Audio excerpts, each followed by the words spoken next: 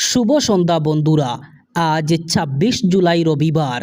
আজকের সন্ধ্যার বরাক তথা সমগ্র আসামের গুরুত্বপূর্ণ খবরগুলি হল: বন্যার জেরে এবার অসমে বিপর্যস্ত রেল পরিষেবা।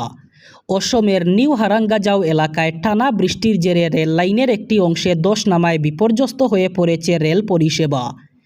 এর ফলে আগরতলা, গৌহাটি, শিলচর সহ উত্তর পূর্ব ভারতের একাধিক গুরুত্বপূর্ণ রুটে ট্রেন চলাচল আংশিকভাবে ব্যাহত হয়েছে। নর্থ ইস্ট ফ্রন্টিয়ার রেলওয়ের মুখ্য জনসংযোগ আধিকারিক কপিঞ্জল কিশোর শর্মা এক বিবৃতিতে জানান, নিউ হারাঙ্গাজাও এলাকায় রেল লাইনের ১ নম্বর এবং ২ নম্বর লাইনে ধস নেমেছে। এর জেরে লামডিং বদরপুর পাহাড় লাইনে সাময়িকভাবে ট্রেন পরিষেবা বন্ধ রয়েছে। পরিস্থিতি স্বাভাবিক না হওয়া পর্যন্ত এই রুটের সমস্ত ট্রেন ৩ নম্বর লাইনের মাধ্যমে অতিরিক্ত নিরাপত্তা ব্যবস্থা নিয়ে পরিচালনা করা হবে।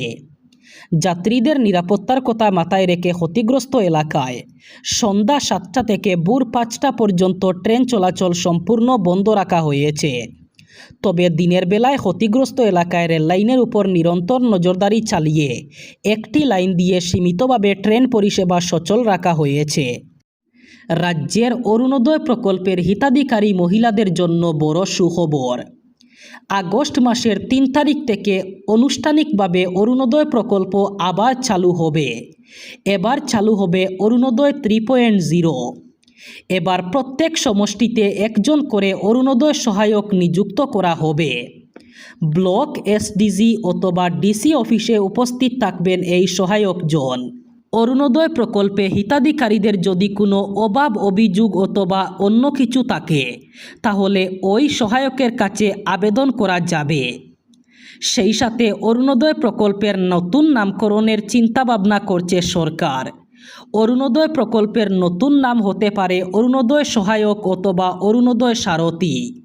সামান্য উন্নতি হলেও অসমে বন্যা পরিস্থিতি এখনও পর্যন্ত বিপজ্জনক। 12টি জেলায় এখনও পর্যন্ত ক্ষতিগ্রস্ত মানুষের সংখ্যা 7,05,100 জন। বন্যা সম্পর্কিত কারণে নতুন করে রাজ্যে 14 জনের মৃত্যু ঘটেছে। এর ফলে মৃতের সংখ্যা বেড়ে হলো 62। রাজ্যে 856টি গ্রাম এখনও পর্যন্ত বন্যার জলে প্লাবিত। 56,600 হেক্টরেরও বেশি জমি ফসল জলে নষ্ট হয়ে গেছে। বিশ্লেষকদের বক্তব্য, এর প্রভাব পড়বে খাদ্য মূল্যে। নতুন করে যে 14 জনের মৃত্যু হয়েছে তার মধ্যে 7 জন চড়াইদেও, 6 জন শিবসাগর এবং 1 জন যোরহাট জেলার। সবচেয়ে বেশি ক্ষতিগ্রস্ত জেলাগুলির মধ্যে রয়েছে শিবসাগর। সেখানে 3,48,555 জন বন্যা কবলিত। তারপরেই রয়েছে চড়াইদেও, সেখানে বন্যা কবলিত মানুষ 1,88,404 জন এবং তৃতীয় স্থানে রয়েছে যোরহাট। যোরহাটে ক্ষতিগ্রস্ত মানুষের সংখ্যা 1,26,793। এছাড়াও বর্তমানে ক্ষতিগ্রস্ত জেলাগুলি হল গোলাঘাট, চড়াইদেও, ডিব্রুগড়, হুজাই, নোয়াগাঁও, বিশ্বনাথ, যোরহাট, ধেমাজি, শিবসাগর, শোণিতপুর, কামরূপ মেট্রো এবং কার্বি আংলং। আর মাত্র কয়েকটি দিন বাকি। আগস্ট মাসের 1 তারিখ থেকেই রাজ্য সরকারের সব সুবিধা এবার পেতে শুরু করবেন সাধারণ নাগরিকরা। কৃষক থেকে অরুণোদয় প্রকল্পের হিতাধিকারীরা সবার জন্য আসছে সুখবর। রেশন কার্ডেও আসছে সুখবর। এবার হিতাধিকারীদের প্রদান করা হবে চাল, ডাল, চিনি, লবণ। অব্যাহত থাকবে বিধবা এবং বৃদ্ধ পেনশন। কৃষকরা এবার পাবেন বছরে 11,000 টাকা করে। সেই সাথে পিএম কিষাণের অধীনেও লাভ করবেন টাকা। আগস্ট মাস থেকে নতুন রূপে আসবে অরুণোদয় প্রকল্প। টাকা পাওয়ার প্রক্রিয়া আবার আরম্ভ করার ঘোষণা করা হয়েছে বাজেট অধিবেশনে। সেই সাথে রাজ্যে বন্ধ হয়ে থাকা রেশন বিতরণ প্রক্রিয়া আগস্ট মাস থেকে আবার চালু হয়ে যাবে। নিট প্রশ্ন ফাঁস এবং পরীক্ষায় অনিয়মের অভিযোগকে ঘিরে চলা বিতর্কের মধ্যে কেন্দ্রীয় শিক্ষামন্ত্রী ধর্মেন্দ্র প্রধানের পদত্যাগকে গণতন্ত্রের জয় বলে অভিহিত করেছেন বিশিষ্ট পরিবেশবিদ ও শিক্ষাবিদ সোনাম ওয়াংচুক। দীর্ঘ 26 দিন অনশন চালানোর পর গত বৃহস্পতিবার রাতে সরকারের সঙ্গে আলোচনার আশ্বাস পাওয়ার ভিত্তিতে তিনি অনশন প্রত্যাহার করেন। শিক্ষামন্ত্রীর পদত্যাগের পর হাসপাতালের শয্যা থেকে সামাজিক যোগাযোগ মাধ্যম এক্সে একটি পোস্টে বি চিহ্ন দেখিয়ে ওয়াংচুক লিখেন, এটি শান্তি, ধৈর্য এবং অধ্যবসায়ের জয়। আন্দোলনের নেতৃত্ব দেওয়ার জন্য তিনি ককরোচ জনতা পার্টি এবং দেশের জেনজি প্রজন্মকে অভিনন্দন জানান। পাশাপাশি দেশের নাগরিকদের উদ্দেশ্যে তিনি বলেন, দেশের প্রতিটি কোণ থেকে ভয় ও ভীতি দূর করার জন্য এবং জেগে ওঠার জন্য সকলকে ধন্যবাদ। আগামী দিনে প্রচলিত প্রিমিয়াম পেট্রোলের সঙ্গে এথানল মিশানো হবে না।